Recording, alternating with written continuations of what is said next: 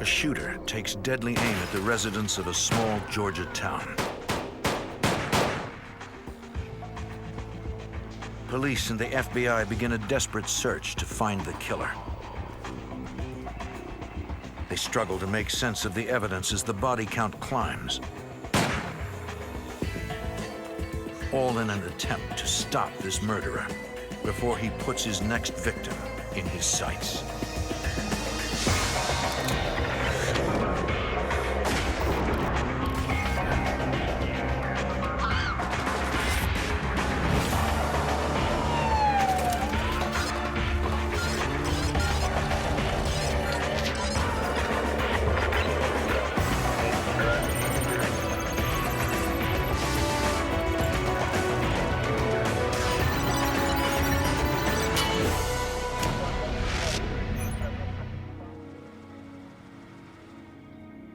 March 1st, 2001.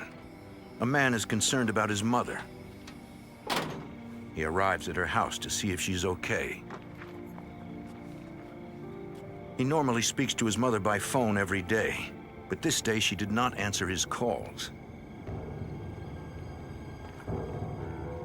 Then he sees signs of foul play that lead to his mother's car. He makes a horrific discovery.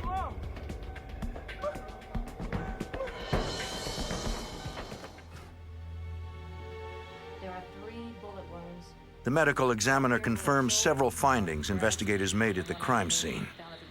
Pamela Clark was murdered 24 hours before her body was discovered. The medical examiner identifies 4 bullet wounds, 3 to the left side of the torso and 1 near the right armpit area. The tight grouping of the 3 wounds is consistent with police theories that the killer shot the victim at close range.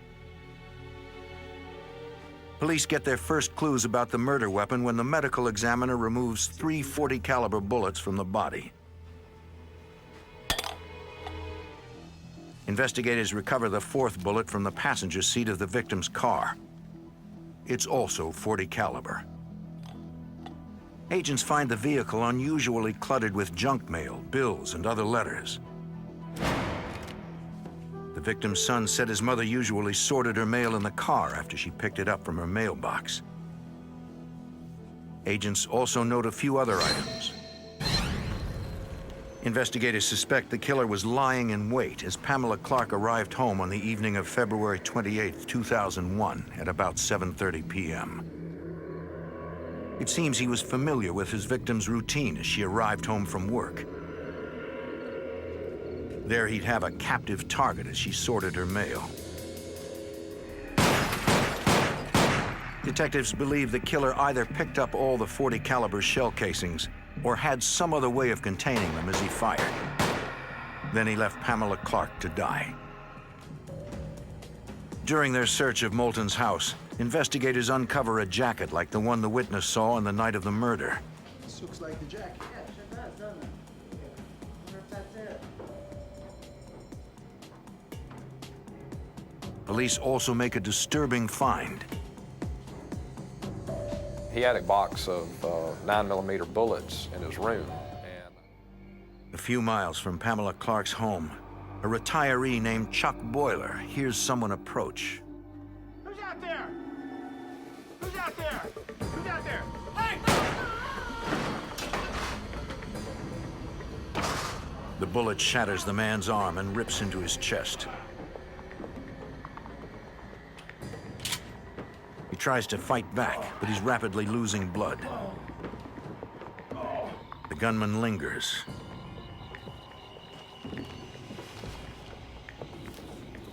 Then disappears into the night. 4 days later, on April 12, 2001, a shadowy figure approaches another house in East Point. A woman is unaware she's a target.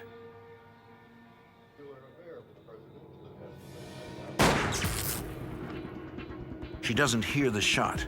The TV is her only clue something is wrong. East Point, Georgia, April 24th, 2001 at 1:30 a.m. Rosa Lewis has been shot in her car as she pulled up to her apartment. She's the latest victim in a series of random shootings that have left 2 people dead.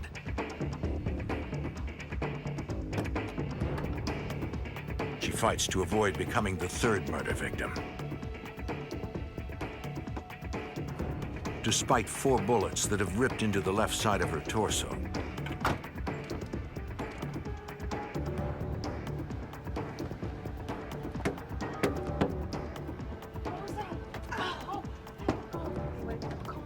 A roommate calls 911 as Rosa Lewis loses consciousness.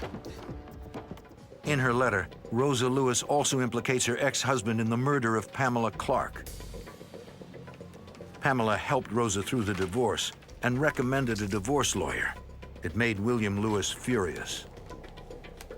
And in his mind, if she had not talked his wife into leaving him, his wife would still be with him. He was so mad at her that that was going to be the first person that he would lash out at. Pamela was murdered the night before Rosa left her husband for good. But technicians find traces of saliva that contains DNA. Investigators compared DNA taken from the notes with a sample taken from William Lewis. The DNA matches. William Lewis is Jack. Even though we didn't have a murder weapon from him, we had his DNA. His saliva is on these notes, and they're at 3 of the scenes. Serious match? Yes, especially look at this. Perfect match. Excellent. William Charles Lewis is indicted on 26 counts in connection with the East Point shooting spree. The district attorney plans to seek the death penalty.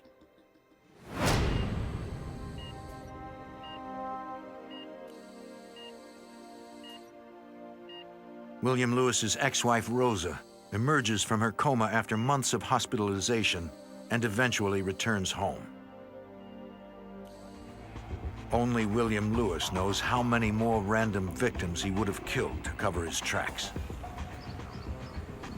The combined efforts of the East Point Police, the Georgia Bureau of Investigation, and the FBI made sure he'd never get the chance to kill again.